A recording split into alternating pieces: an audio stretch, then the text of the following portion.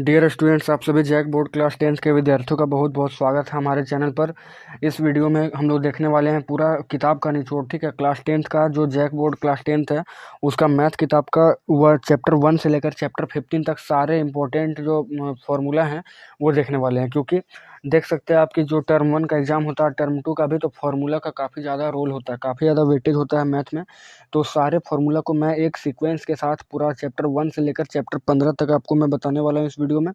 तो वीडियो काफ़ी इंपॉर्टेंट होने वाला है और इससे जो है क्वेश्चन एकदम बनता ही है, टर्म 1 हो या टर्म 2 हो, इसमें काफ़ी ज़्यादा क्वेश्चन बनता है। ठीक है, तो पूरा चैप्टर को देखिए आप लोग, इस वीडियो को एंजॉय कीजिए और ज़्यादा से ज़्यादा शेयर कर दीजिए दोस्तों, क्योंकि बहुत ही इन्फॉर्मेटिव वीडियो है और यहाँ से आप सभी को बहुत ही लाभ मिलने वाला है। ठीक है, तो चैनल का नाम है स्टडी विथ विकास पाठक। अगर आपने अभी तक सब्सक्राइब नहीं किया है तो जल्दी से जाकर चैनल को सब्सक्राइब कर लीजिए और इसका प्लेलिस्ट चेक कर लीजिए। इसमें हमने बनाया है क्लास 10th 2023 जैक बोर्ड। ठीक है, तो उसमें जाकर आप सारे वीडियो को चेकआउट कर सकते हैं। 2023 बोर्ड का तैयारी हम लोग कर रहे हैं इस बार और हम लोग का टारगेट है टारगेट 95% 2023। ठीक है, टारगेट 95% हमको लाना है इस बार। तो चैनल से आप लोग जुड़ें।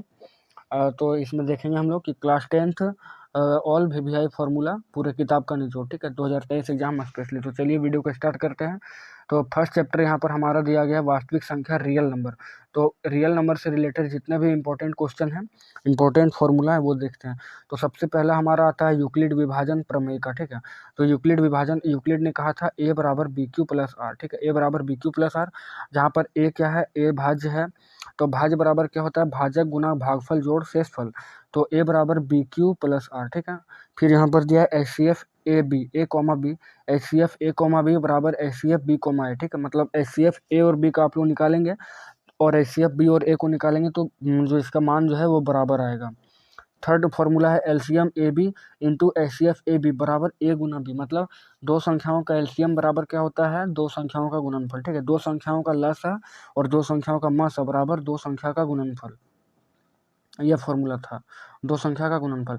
नेक्स्ट है दो संख्याओं का गुणनफल बराबर क्या होता है, एलसीएम गुना एचसीएफ। काफ़ी इंपॉर्टेंट है ये सब फॉर्मूला।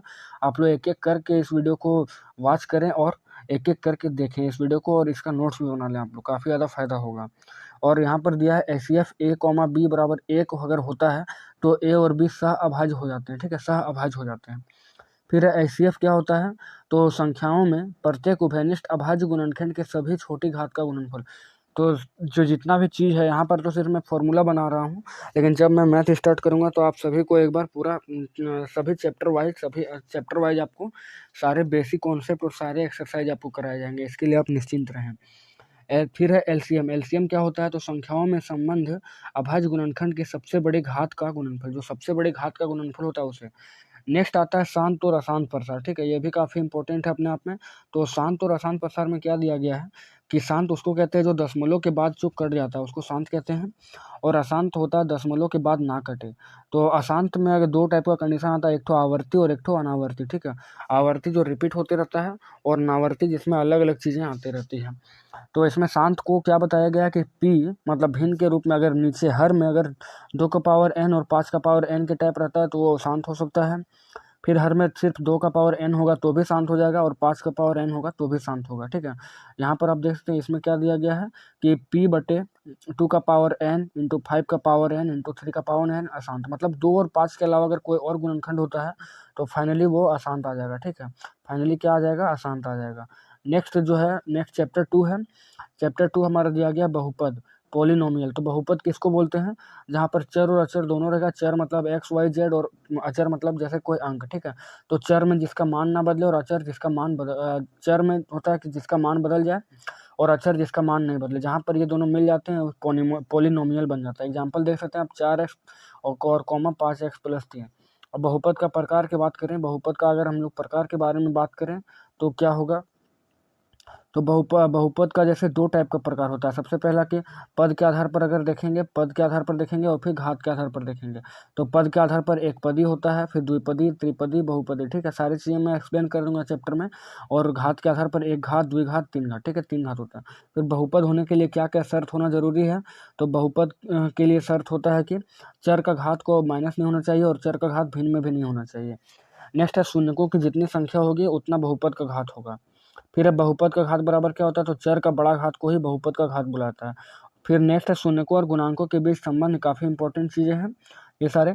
तो शून्यकों और गुणांकों के बीच क्या संबंध होता है, तो रैखिक बहुपद में अगर बात करें, मतलब एक पदी बहुपद में बात करें तो होता है इसका सामान्य रूप ax प्लस बी, और शून्यक का बात करें तो इसका माइनस बी बटा ए होता है इसका शून्यक।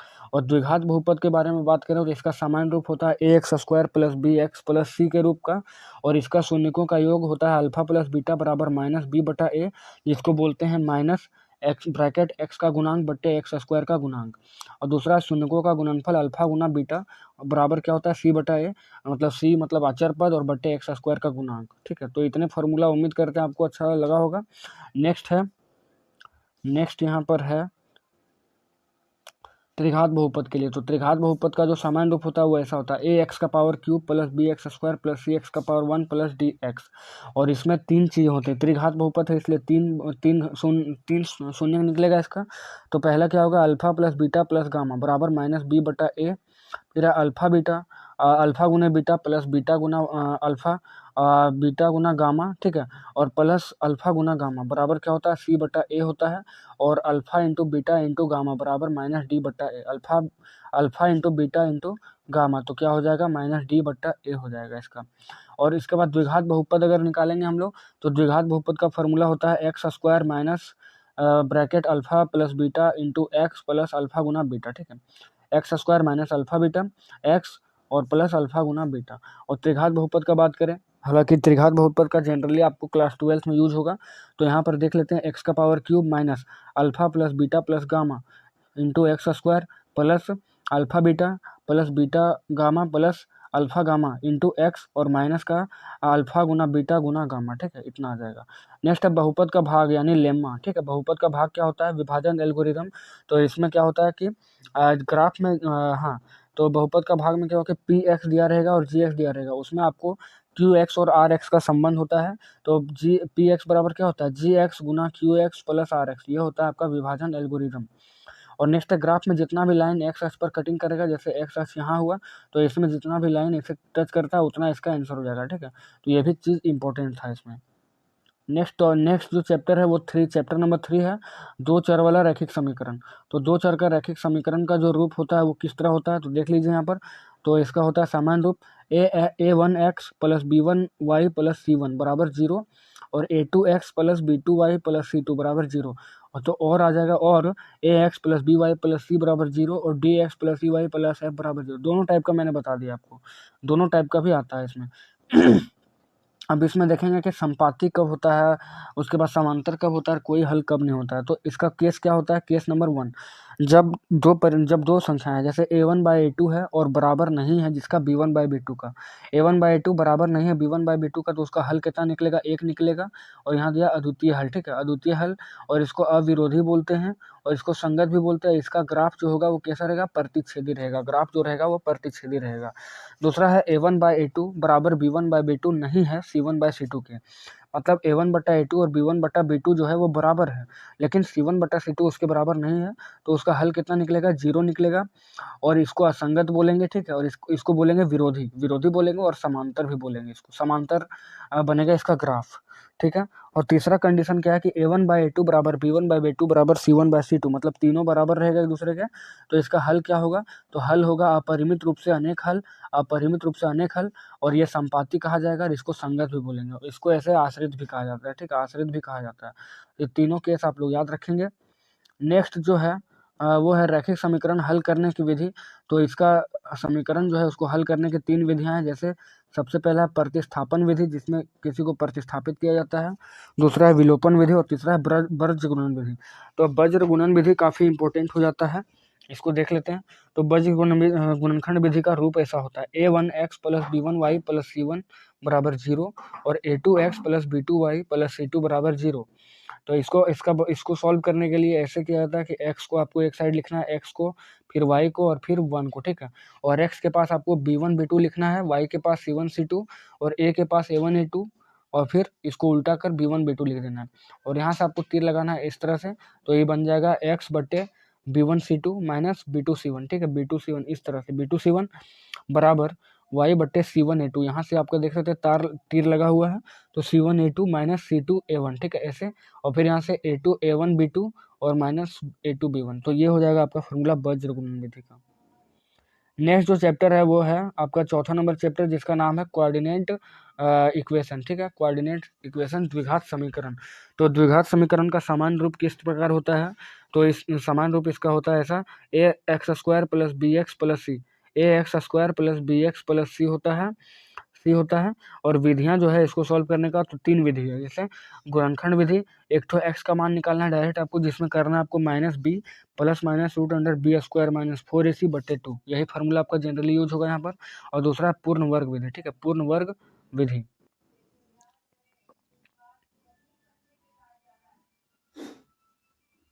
और यहाँ से कुछ इंपॉर्टेंट फैक्ट बनते हैं, जैसे मूलों और शून्यों की प्रकृति आपको दिया जाएगा।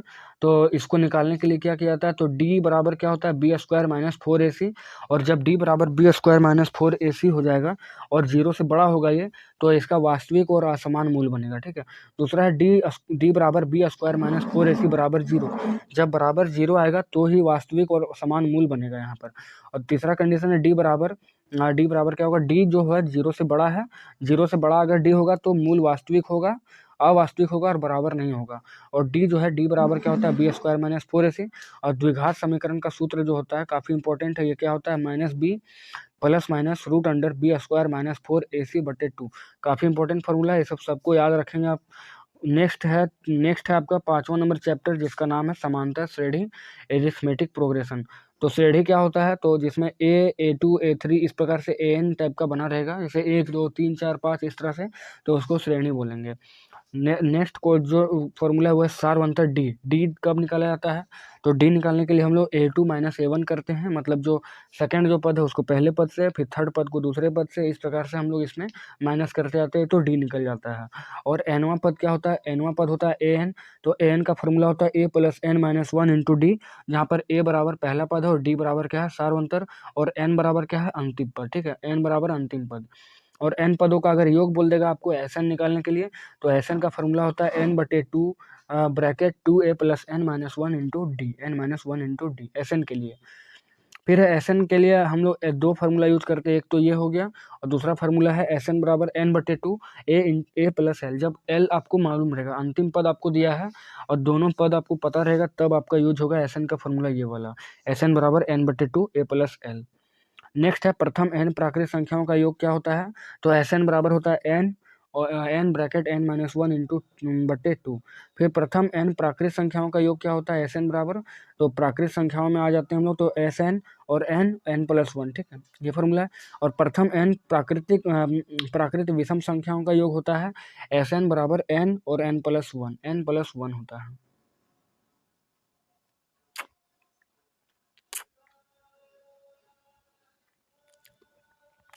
नेक्स्ट है, इसी में साधारण ब्याज निकालने के लिए आपको दे दिया जाएगा साधारण ब्याज। तो होता है साधारण ब्याज का फॉर्मूला मूलधन गुना समय गुना दर बटा 100, यानी P into T into R/100। और मिश्रधन होता है मूलधन प्लस ब्याज। नेक्स्ट है त्रिभुज में। ठीक है, तो त्रिभुज से रिलेटेड पहले हम लोग कुछ फैक्ट जानते हैं, उसके बाद त्रिभुज के सारे फॉर्मूला के बारे में जानेंगे। तो त्रिभुज किसे कहते हैं? तो त्रिभुज कहते हैं 3 प्रतिच्छेदी रेखाओं द्वारा बनाई गई बंद आकृति को त्रिभुज कहते हैं।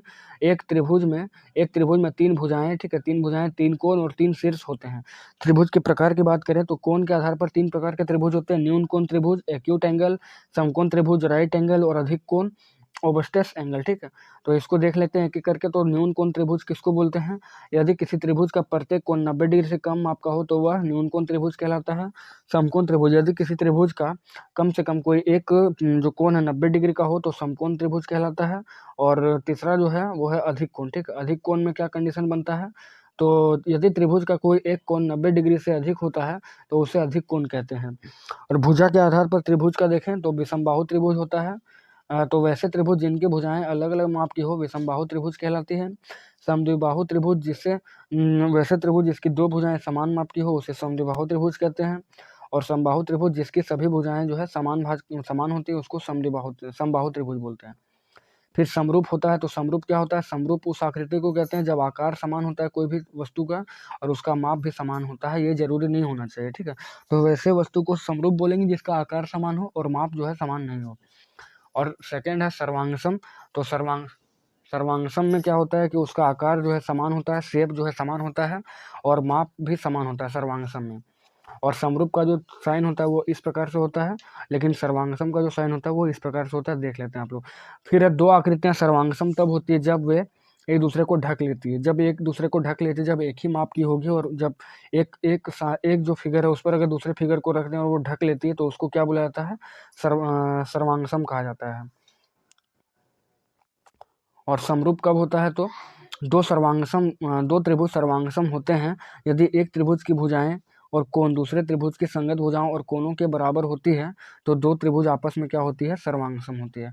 फिर एक टॉपिक है सीपीसीटी, ठीक है, जिसका नाम है corresponding parts of congruent triangle. तो इसमें क्या होता है कि सर्वांगसम त्रिभुज में संगत भाग बराबर होते हैं, और सर्वांगसम त्रिभुज के संगत भागों के लिए सीपीसीटी लिखा जाता है, सीपीसीटी, ठीक है। और दो त्रिभुज समरूप होते हैं जब उनके संगत कोण बराबर हो और उनके संगत भुजाएं एक ही अनुपात में विभाजित होती है। नेक्स्ट, यदि दो त्रिभुज के संगत कोण बराबर हो तो वे समकोणिक त्रिभुज कहलाते हैं। और आगे दो समकोणिक त्रिभुज में उनकी संगत भुजाओं का अनुपात जो है सदैव बराबर होता है, और त्रिभुज की बराबर भुजाओं के सम्मुख कोण बराबर होते हैं। त्रिभुज की बराबर कोणों के सम्मुख भुजाएं बराबर होती है। और किसी समबाहु त्रिभुज का प्रत्येक कोण कितना होता है, 60 डिग्री। और कुछ इंपॉर्टेंट फैक्ट्स के बारे में बात करेंगे, तो देखिए यहाँ पर आप साइन देख सकते हैं।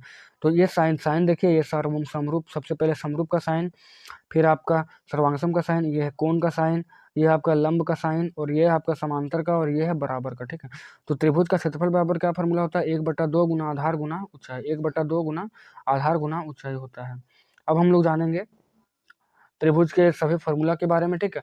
तो देखिए त्रिभुज के लिए जनरली क्या यूज होता है क्लास 10th में, तो दो त्रिभुज दिया गया आपके पास, और दो त्रिभुज दिया गया है ABC और DEF। तो समरूप और सर्वांगसम का चिन्ह इस तरह होता है। तो दो त्रिभुज जब समरूप होते हैं, सर्वांगसम होते हैं, जैसे त्रिभुज ABC समरूप सर्वांगसम त्रिभुज DEF, तो क्या बनता है, AB/DE, उनके संगत भाग जो है बराबर होते हैं, AB/DE, फिर AC/DF और BC/EF, ठीक है। और इसमें क्या होता है, कोण A बराबर कोण D का मान होता है, कोण B बराबर कोण C का, कोण B बराबर कोण E का, और कोण C बराबर कोण F का मान होता है बराबर। और इसमें आगे देखें तो अगर त्रिभुज ABC समरूप त्रिभुज DEF होता है तो AB/DE बराबर BC/EF और बराबर AC/DF, यानी इसमें भी कोण A बराबर कोण D, कोण B बराबर कोण E और कोण C बराबर कोण F होता है। समरूप के लिए अगर कसौटी देखें तो समरूप के लिए क्या क्या इंपॉर्टेंट है, तो एंगल, फिर है एंगल और साइड और साइड एंगल साइड, ठीक है। और यदि दो त्रिभुज आपस में समरूप होते हैं तो फॉर्मूला क्या होता है, तो जैसे दो त्रिभुज है ABC और DEF, तो इसमें होता है त्रिभुज ABC का क्षेत्रफल बटे त्रिभुज DEC का क्षेत्रफल, तो बराबर क्या होता है, AB/DE का स्क्वायर बराबर BC/EF का स्क्वायर और AC/DF का स्क्वायर। मतलब तीनों जो भाग होते हैं इसमें, संगत भाग जो होते हैं वो आपस में बराबर होते हैं। और इसमें आगे बात करें तो यदि त्रिभुज ABC समकोण होता है तब क्या बनता है, कर्ण का स्क्वायर बराबर लंब स्क्वायर बटे आधार का स्क्वायर, यानी H स्क्वायर हाइपोटेनियस का स्क्वायर बराबर परपेंडिकुलर का स्क्वायर बटे बेस का स्क्वायर, ठीक है, आधार का स्क्वायर। और सर्वांग समता के लिए क्या क्या कसौटी है, तो SAS है, ASA है और AAS है, ठीक है। इसमें ASS या SAA नहीं आता है, ध्यान से देखेंगे। इसमें आपको ऑब्जेक्टिव क्वेश्चन दिया जाएगा, निम्न में से कौन समरूपता की कसौटी है, तो वहां पर आपको ध्यान देना होगा, ठीक है, समरूपता और सर्वांगसम के लिए। तो अब चलेंगे हम लोग चैप्टर नंबर 7, जिसका नाम है निर्देशांक कोऑर्डिनेट ज्योमेट्री, ठीक है। तो क्लास 9th में आप लोग जैसे पढ़े होंगे, तो ये आपका होता है एक्स अक्ष और ये होता है वाई अक्ष, ठीक है। तो आपका जो यहाँ पर बनेगा एक्स अक्ष बनेगा, इधर बनेगा एक्स डैश, यहाँ पर ऊपर वाई और नीचे वाई डैश। तो चतुर्थांश का बात करें तो यहाँ पर आपका पहला चतुर्थांश है, ये आपका दूसरा चतुर्थांश है, ये आपका तीसरा चतुर्थांश है और चौथा चतुर्थांश है यहाँ पर। और जब भी मूल बिंदु को लिखा जाता है तो एक्स और वाई के रूप में लिखा जाता है, और मूल बिंदु का मान जो होता है वो 0 होता है हमेशा मूल बिंदु का। यहाँ से दूरी सूत्र को देखेंगे सबसे पहले, तो दूरी सूत्र में क्या आता है, √x2 - x1 का स्क्वायर प्लस y2 - y1 का स्क्वायर।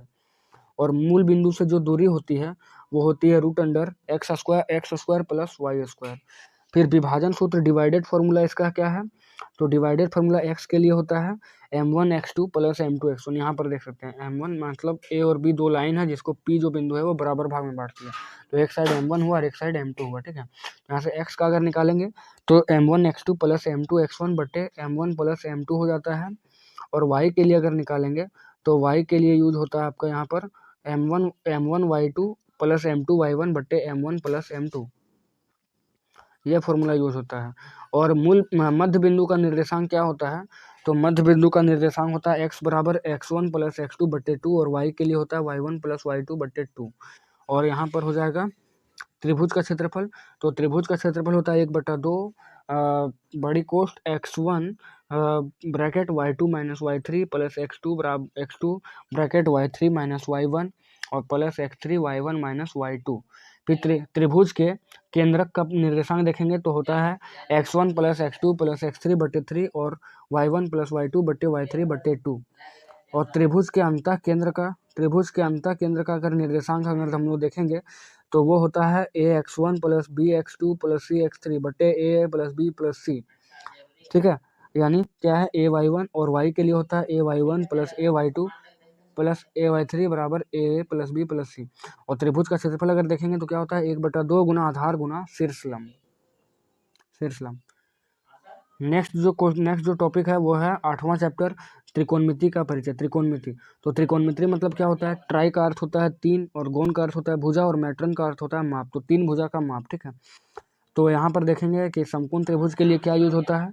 तो यहाँ से समकोण त्रिभुज आपका बन गया, ये आपका लंब होता है और ये होता है परपेंडिकुलर, ये होता है हाइपोटेनियस। जो बड़ा भुजा होता है उसको हाइपोटेनियस बोलते हैं और नीचे वाला आधार हो जाता है। ठीक है, ऐसे हाइपोटेनियस कर्ण, बी से बेस और पी से परपेंडिकुलर। यहाँ से अगर देखें तो आधार कर्ण लंब, लंब कर्ण आधार। ठीक है, दो कंडीशन आपका बनेगा, दो ठो कंडीशन आपका बनेगा। जिधर आपका कोण बनेगा, कोण जहाँ बनेगा उसके सम्मुख भुजा क्या होती है? लंब होती है। ठीक है, और यहाँ से अगर देखें तो सबसे पहले साइन थीटा का फॉर्मूला होता है। साइन थीटा बराबर होता है p बट्टे एच, साइन थीटा p बट्टे एच, कोस थीटा b बट्टा एच, टेन थीटा p बट्टा b। और इसका सेम उल्टा हो जाता है, टेन का उल्टा कोट होता है, कोट का होता है b बट्टा p। फिर कोस थीटा का उल्टा होता है सेक थीटा, तो h बट्टा b। और साइन थीटा का उल्टा है कोसेक थीटा, जिसमें h बट्टे p आता है। ऐसे p बट्टा h है तो h बट्टा p हो जाएगा। और यहाँ साइन थीटा का उल्टा कोसेक थीटा, कोट थीटा का उल्टा सेक थीटा और टेन थीटा का उल्टा कोट थीटा। और यहाँ पर अगर h बराबर निकालेंगे तो h बराबर होता है root under P square plus B square, यानी कि h स्क्वायर बराबर होता है P square plus B square. और p बराबर निकालेंगे तो root under H square minus B square, यानी पी स्क्वायर बराबर अगर निकालेंगे तो H square minus B square होता है। और b सिर्फ निकालेंगे तो root under H square minus P square, यानी बी स्क्वायर निकालेंगे तो H square minus P square, ये हो जाएगा। नेक्स्ट अगर यहाँ बात करें तो टेन थीटा बराबर होता है, काफ़ी इंपॉर्टेंट फार्मूला है ये। और टेन थीटा बराबर क्या होगा? तो टेन थीटा बराबर साइन थीटा बट्टे कोस थीटा, साइन थीटा बराबर कोस थीटा बट्टे कोट थीटा, कोस थीटा बराबर होता है कोट थीटा बट्टे कोसेक थीटा। और कोट थीटा बराबर होता है कोस थीटा बट्टे साइन थीटा। और कोट थीटा बराबर ये भी फार्मूला होता है कोसेक बट्टे सेक। और कोसेक थीटा बराबर सेक बट्टे टेन और यहाँ पर सेक थीटा बराबर टेन बट्टे साइन थीटा। ठीक है, ये काफ़ी इंपॉर्टेंट फार्मूला है। और यहाँ पर एक ठो और इम्पोर्टेंट फार्मूला ये सब है, तो sine theta into cosec theta. ठीक है, साइन थीटा और कोसेक थीटा को अगर गुना करते हैं तो एक आता है। और tan theta into cot theta बराबर 1 और कोस इंटू सेक थीटा बराबर 1। यहाँ पर हो जाएगा tan theta into cos theta, tan theta into cos theta बराबर साइन थीटा। और sine theta into cot theta बराबर कोस थीटा। और फिर कोस इंटू कोसेक को अगर मल्टीप्लाई करेंगे तो कोट बनेगा कोट थीटा। और कोट इंटू सेक को अगर मल्टीप्लाई करेंगे तो कोसेक बनेगा। और कोसेक और टेन को अगर गुना करेंगे तो सेक बनेगा। और सेक और साइन को गुना करेंगे तो टेन बनेगा। ठीक है, साइन को गुना करेंगे तो क्या बनेगा? साइन और कोस को अगर गुना करेंगे, साइन और सेक को गुना करेंगे तो क्या बनेगा? टेन बनेगा। ठीक है, साइन और सेक को टेन थीटा। फिर यहाँ कुछ इंपॉर्टेंट फार्मूला है, जैसे sign square theta plus cos square theta बराबर 1 होता है। फिर 1 प्लस कोट स्क्वायर थीटा बराबर होता है कोसेक स्क्वायर थीटा। और टेन स्क्वायर थीटा प्लस 1 बराबर सेक स्क्वायर थीटा। और 1 माइनस कोस स्क्वायर थीटा बराबर साइन स्क्वायर थीटा। और cosec theta minus cot square theta बराबर 1। फिर सेक स्क्वायर थीटा माइनस 1 बराबर टेन स्क्वायर थीटा। और यहाँ से अगर देखें तो कोस स्क्वायर थीटा बराबर 1 plus sine square theta, sine square theta बराबर 1 minus cos square theta, sec square theta minus tan square theta बराबर 1। तो यहाँ से निकलेगा सेक स्क्वायर थीटा, तो क्या हो जाएगा 1 प्लस टेन स्क्वायर थीटा। सब एक ही से फार्मूला से बन रहा है, आप खुद भी इसको बना सकते हैं। और टेन स्क्वायर थीटा बराबर sec square theta minus 1, cosec square theta minus cot square theta बराबर 1। तो कोसेक स्क्वायर क्या बनेगा? तो 1 plus cot square theta, 1 plus cot square theta. और उसके बाद यहाँ बनेगा कोट स्क्वायर थीटा बराबर कोसेक स्क्वायर थीटा माइनस 1।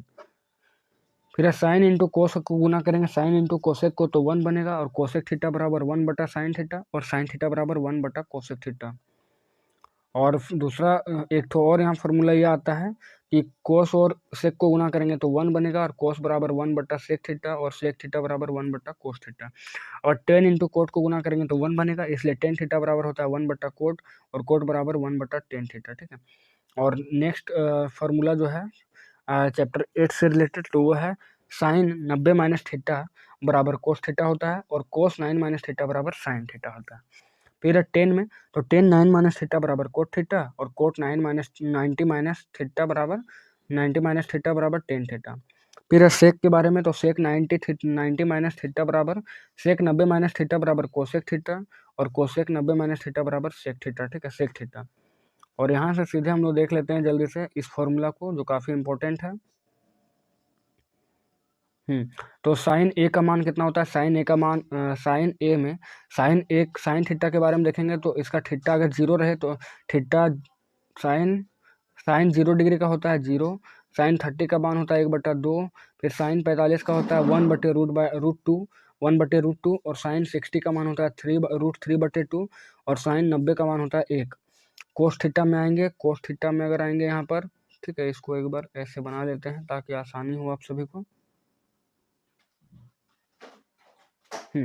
अगर कोस के बारे में आएंगे तो कोस 0 का मान होता है 1, कोस 30 का मान होता है √3/2, कोस 45 का मान होता है 1/√2, कोस 60 का मान होता है 1/2, और कोस 90 का मान होता है 1। फिर टेन, अगर टेन ए के बारे में बात करें तो टेन ए का मान, तो टेन 0 का मान होता है 0। फिर टेन 30 का मान होता है 1/√3, टेन 45 का मान 1, टेन 60 का मान √3, और टेन 90 का मान अपरिभाषित होता है।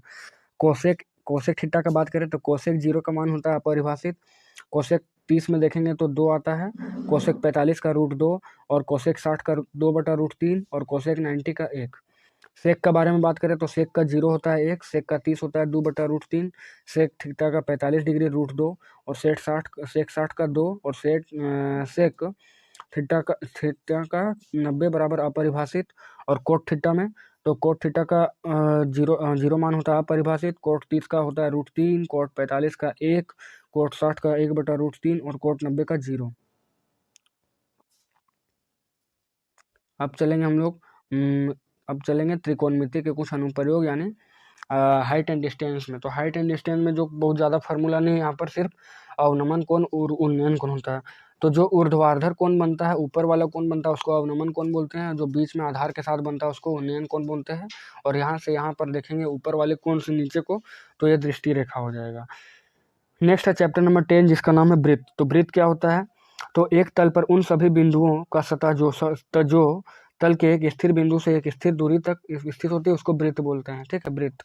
वृत्त के केंद्र होते हैं, जिसके स्थिर बिंदु को वृत्त का केंद्र बोलते हैं। यहाँ पर, ठीक है, यहाँ पर एक केंद्र होता है जिसको केंद्र बोलते हैं। और त्रिज्या, स्थिर बिंदु को वृत्त की त्रिज्या बोलते हैं। स्थिर बिंदु से लेकर यहाँ तक वृत्त की त्रिज्या। तो केंद्र को वृत्त के किसी बिंदु से मिलाने वाली रेखाखंड भी वृत्त की त्रिज्या कहलाता है। त्रिज्या को दो अर्थों में प्रयोग किया जाता है, ऐसे रेखाखंड के रूप में और लंबाई के रूप में। नेक्स्ट कुछ इंपॉर्टेंट टॉपिक है, जैसे एक वृत्त उस तल को जिस तल पर वह स्थित है 3 भागों में विभाजित करता है, जैसे अभ्यंतर, वृत्त के अंदर का भाग, बहिर्भाग, वृत्त के बाहर का भाग, और वृत्त का सेंटर भाग, ठीक है, बीच वाला भाग। और वृत्तीय क्षेत्र क्या होता है? सर्कुलर रीजन क्या होता है?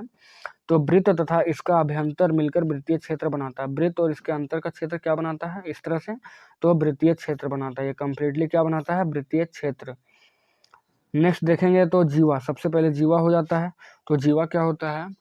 तो वृत्त के सबसे बड़े व्यास को जीवा कहते हैं। वृत्त के सबसे बड़े भाग को क्या कहते हैं? तो जीवा कहते हैं यहाँ पर।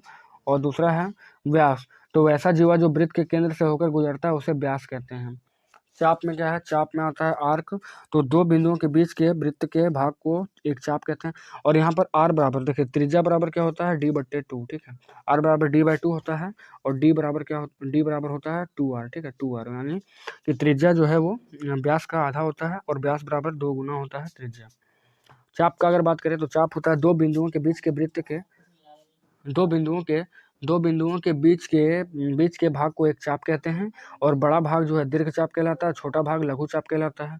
फिर देखेंगे अर्धवृत्त क्या होता है? तो अर्धवृत्त होता है प्रत्येक चाप को अर्धवृत्त सेमी सर्कल कहते हैं। और परिधि क्या होता है, तो संपूर्ण वृत्त की लंबाई को उसकी परिधि कहते हैं। और वृत्तखंड क्या है, तो जीवा तथा प्रत्येक चाप के मध्य वृत्त को वृत्तीय केंद्र यानी वृत्तखंड कहा जाता है। इसका दो पार्ट होता है, वृत्तखंड और लघु वृत्तखंड, ठीक है, दीर्घ वृत्तखंड और लघु वृत्तखंड। तो यहाँ पर देखेंगे त्रिज्यखंड, तो केंद्र को एक चाप के सिरे से मिलाने वाली त्रिज्याओं एवं चाप के बीच के क्षेत्र को त्रिज्यखंड कहा जाता है। अर्धवृत्तीय क्षेत्र, तो जब दोनों चाप बराबर हो जाते हैं अर्थात प्रत्येक अर्धवृत्त होता है तो दोनों वृत्तखंड तथा दोनों त्रिज्यखंड एक समान हो जाते हैं और प्रत्येक को अर्धवृत्तीय क्षेत्र कहते हैं। और यहाँ पर देखिए, देख लेते हैं आप जल्दी से, वृत्त की कुछ रेखाएं होती है जैसे अप्रतिच्छेदी रेखा, तो जो रेखा वृत्त को स्पर्श ना करे वह अप्रतिच्छेदी रेखा कहा जाता है। वृत्त छेदक रेखा, वृत्त के बीच या अंदर कोई रेखा जो छेदक रेखा कहा जाता है। स्पर्श रेखा, जब कोई वृत्त में वृत्त के बाहरी भाग से कोई रेखा स्पर्श कर निकल जाए उन्हें स्पर्श रेखा कहा जाता है। यह केवल एक बिंदु पर स्पर्श करती है, स्पर्श रेखा केवल एक बिंदु पर स्पर्श करती है। अब कुछ इंपॉर्टेंट फार्मूला देखेंगे, तो वृत्त का परिधि होता है 2πr, वृत्त का क्षेत्रफल होता है πr², वृत्त का क्षेत्रफल πr², और अर्धवृत्त का क्षेत्रफल होता है πr²/2। अर्धवृत्त का परिधि बराबर 2πr/2, यहाँ 2 कट जाएगा यहाँ पर, तो πr बच जाएगा। फिर चाप की लंबाई, तो θ/360 इंटू 2πr, यानी πr θ/180 हो जाएगा। फिर त्रिज्यखंड का क्षेत्रफल होता है θ/360 गुना πr², यानी πr² θ/360 होता है। और लघु वृत्तखंड का क्षेत्रफल का बात करें तो होता है r² पाई θ/360 माइनस 1/2 साइन थीटा, ठीक है, ये क्लास 12 में आप लोग देखेंगे। फिर अब वलय का क्षेत्रफल क्या होता है, तो वलय का क्षेत्रफल होता है पाई बड़ा आर का स्क्वायर माइनस पाई छोटा आर का स्क्वायर, तो हो जाएगा पाई आर² माइनस छोटा आर का स्क्वायर। और चतुर्थांश का क्षेत्रफल होता है 1/4 पाई r², ठीक है, यानी πr²/2 हो जाएगा, या तो 1/4 पाई r², या तो 90/360 पाई r², ठीक है, 90/360 पाई r²। फिर दीर्घ वृत्तखंड का क्षेत्रफल, तो दीर्घ वृत्तखंड का क्षेत्रफल आपका होता है πr² 360 minus θ/360 minus 1/2 r² sine theta, दीर्घ वृत्तखंड का। और अर्धवृत्त का परिमाप क्या होता है, तो अर्धवृत्त का परिमाप होता है πr + 2r, πr + 2r, यहाँ से पाई r को अगर कॉमन लेंगे तो बन जाएगा पाई + 2। और त्रिज्यखंड के चाप की लंबाई क्या होती है, तो त्रिज्यखंड के चाप की लंबाई होती है θ/360 इंटू 2πr, θ/360 इंटू 2πr। अब यहाँ देखेंगे हम लोग चैप्टर नंबर 13, इसका नाम है पृष्ठीय क्षेत्रफल और आयतन। पृष्ठीय क्षेत्रफल और आयतन, इसका सारे फार्मूला, सबसे पहले हम लोग घन के बारे में देखेंगे जिसको बोलते हैं क्यूब। तो घन क्या होता है, तो घन के सभी भुजाओं का योग बराबर होता है। इसमें 6 फलक, 12 किनारा एवं 8 शीर्ष होता है, जिसमें l बराबर लंबाई, b बराबर चौड़ाई, h बराबर हाइट, ठीक है, ऊंचाई। और घन का अगर कुल क्षेत्रफल के बारे में बात करें तो घन का कुल क्षेत्रफल होता है 6 गुना भुजा स्क्वायर, 6a², ठीक है, 6a² होता है घन का कुल क्षेत्रफल। घन का आयतन होता है भुजा क्यूब, क्योंकि 3 भुजा है इसमें, ठीक है, तो इसमें हो जाएगा a³ और बाहरी क्षेत्रफल होता है 4a² और विकर्ण इसका होता है √3/a घन का। नेक्स्ट है घनाभ, तो घनाभ में क्या आता है, घनाभ ऐसी आकृति है, एक ऐसी त्रिमीय आकृति जिसकी लंबाई, चौड़ाई और ऊंचाई तीनों अलग अलग माप की हो, उसे घनाभ कहते हैं। घनाभ में 6 फलक, 12 किनारा और 8 शीर्ष होता है। घनाभ का आयतन होता है l गुना b गुना h। घनाभ का बाहरी क्षेत्रफल होगा मतलब दीवार का क्षेत्रफल हो जाएगा 2 इंटू l plus B into H. और घनाभ का संपूर्ण पृष्ठीय क्षेत्रफल होता है 2 गुना LB plus BH plus LH। और घनाभ का विकर्ण हो जाता है √l² plus b² plus h², घनाभ का विकर्ण। नेक्स्ट है बेलन, तो बेलन में क्या क्या होता है, तो बेलन का आकार देख सकते हैं आप लोग, इस प्रकार से बेलन का आकार होता है। और यहाँ पर बेलन का क्षेत्रफल होता है वक्र पृष्ठ का क्षेत्रफल बेलन का, तो क्या होता है 2πRh। और बेलन का कुल पृष्ठीय क्षेत्रफल होता है 2πRh प्लस 2πr², यानी क्या होता है 2πr bracket h plus r, 2πRh+r। बेलन का आयतन होता है πr²h और बेलन का वक्र पृष्ठीय क्षेत्रफल 2πRh। बेलन का आयतन होता है πr²h। फिर है खोखला बेलन का कुल क्षेत्रफल क्या होता है, तो 2π, और खोखला बेलन है यानी 2, इसमें खोखला बेलन है, बीच में भी कुछ होगा इसमें ऐसे करके, ठीक है, इधर से और इधर से खोखला वाला। तो इसमें क्या होगा, जैसे आप पाइप ले सकते हैं, पाइप है खोखला बेलन, तो 2π और इसमें बड़ा r होगा plus r into h plus r minus r, ठीक है, ये हो जाएगा खोखला बेलन का। फिर है खोखला बेलन का वक्र पृष्ठ क्षेत्रफल, तो 2πh और r प्लस h, ठीक है, ये हो जाएगा आपका खोखला बेलन। नेक्स्ट है शंकु के बारे में, तो शंकु शंकु आपका होता है, शंकु के लिए अगर यूज करें तो शंकु आपका इस प्रकार से होता है। शंकु का यहाँ पर यहाँ से यहाँ h होता है हाइट, यहाँ से l तिर्यक ऊंचाई, ये जो तिर्यक ऊंचाई बनेगा, और r बराबर त्रिज्या हो जाएगा। यहाँ पर r बराबर त्रिज्या। तो यहाँ से शंकु के बारे में अगर देखें तो शंकु का तिर्यक ऊंचाई के बारे में बात करें, l बराबर क्या होता है, तो l बराबर होता है √r² प्लस h²। शंकु का वक्र पृष्ठ का क्षेत्रफल देखेंगे तो पाई आर एल, और शंकु का कुल पृष्ठीय क्षेत्रफल देखेंगे तो होता है pi R L plus pi r², यानी पाई आर बराबर एल प्लस आर। फिर शंकु का आयतन देखेंगे तो होता है 1/3 पाई r² h, यानी पाई r² h/3, पाई r² h/3। फिर यहाँ पर ठोस गोला, ठीक है, ठोस गोला के बारे में देखेंगे तो ठोस गोला आपका हो जाएगा वैसा वस्तु जिसका आयतन होता है। ठोस गोला का फॉर्मूला का ये है, ठीक है, पूरा कंप्लीट रहेगा ठोस गोला। और यहाँ पर गोला का क्षेत्रफल होता है 4 पाई r², आयतन गोला का होता है, ठोस गोला का आयतन होता है 4/3 पाई इंटू ब्रैकेट बड़ा आर का क्यूब माइनस छोटा आर का क्यूब। और अर्धगोला का क्षेत्रफल होगा 2 पाई r², अर्धगोला का। फिर अर्धगोले का आयतन तो 2/3 पाई r³ 2/3 पाई r³। और कुल क्षेत्रफल अर्धगोले का अगर कुल क्षेत्रफल का बात करें तो हो जाएगा आपका 2 पाई r² प्लस पाई r², यानी 3 पाई r² अर्धगोले का कुल क्षेत्रफल हो जाएगा। फिर है खोखला गोला। तो खोखला गोला में क्या होता है, वैसा गोला जिसमें 2 त्रिज्या हो, खोखला गोला कहलाते हैं, ठीक है। तो बाहरी क्षेत्रफल क्या होगा खोखला गोला का, तो 4 पाई r² हो जाएगा, और आयतन हो जाएगा 4/3 पाई r³ माइनस 4/3 पाई r³, मतलब बड़ा आर का क्यूब और माइनस छोटा आर का क्यूब हो जाएगा। उसके बाद देखेंगे यहाँ से हम लोग इतना देख चुके हैं। नेक्स्ट हम लोग देखने वाले हैं यहाँ पर छिन्नक के बारे में, ठीक है, छिन्नक के बारे में। तो छिन्नक का आयतन होता है 1/3 पाई h r² प्लस r² और प्लस r1 इंटू r2, ये होता है छिन्नक का आयतन। छिन्नक का वक्र पृष्ठीय क्षेत्रफल होता है पाई l और r1 प्लस r2, पाई l r1 प्लस r2, और कुल वक्र पृष्ठ का क्षेत्रफल होता है पाई l bracket r1 plus r2 और प्लस पाई r1 का स्क्वायर प्लस r2 का स्क्वायर। और छिन्नक का तिर्यक ऊंचाई होता है l बराबर √L का square plus r² minus r2 का होल स्क्वायर, ठीक है।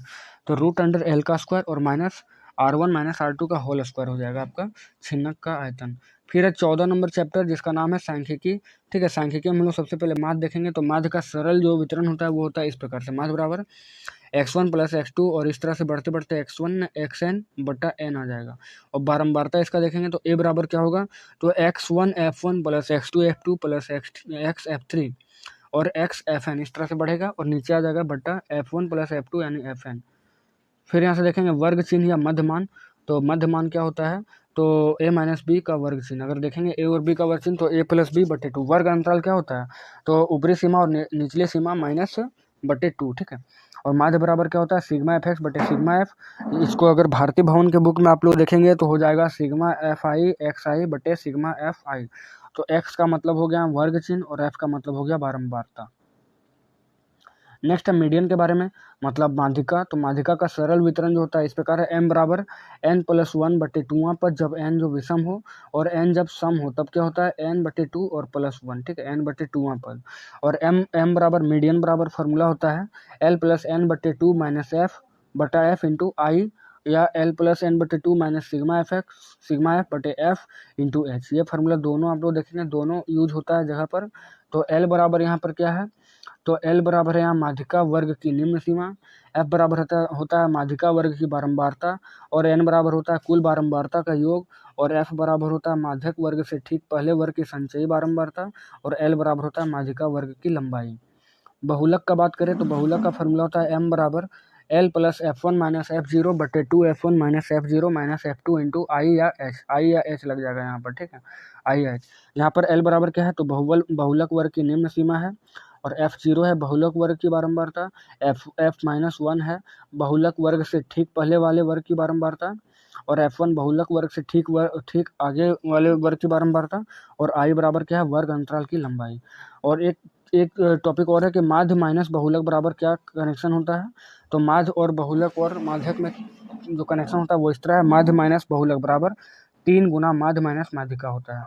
और लास्ट चैप्टर देखेंगे हम लोग प्रायिकता। तो प्रायिकता में क्या होता है कि जीरो अगर मतलब जीरो का प्रायिकता होता है जीरो, इस तरह से ये आपका लगेगा 0, तो इसका प्रायिकता 1 होगा। और पी मतलब प्रायिकता अगर नहीं है तो प्रायिकता नोट अगर है तो इसमें आ जाएगा एन प्रायिकता ई बटे एन का प्रायिकता एस। और एक फार्मूला और है पी ई1, अगर देखेंगे ई1 का प्रायिकता देखेंगे तो 1 माइनस पी इंटू ई हो जाएगा, 1 माइनस पी इंटू ई। ठीक है, तो यहाँ पर देख सकते हैं आप लोग कि हमने चैप्टर 1 से लेकर चैप्टर पूरा 15 तक जितने भी इम्पोर्टेंट जो फार्मूला थे वो सारे मैंने डिस्कस किए हैं। तो आई होप ये वीडियो आप सभी को बहुत ही अच्छा लगा होगा। तो जल्दी से वीडियो को शेयर कर दीजिए, और चैनल पर आप लोग नए हैं तो चैनल को सब्सक्राइब करिए। और यहाँ पर धुआंधार तैयारी होगा इस बार जैक क्लास 10 के लिए। टारगेट हम लोग का 95% प्लस। ठीक है, तो चलिए मिलते हैं इसी तरह से नेक्स्ट वीडियो में। तब तक जय हिंद, जय भारत।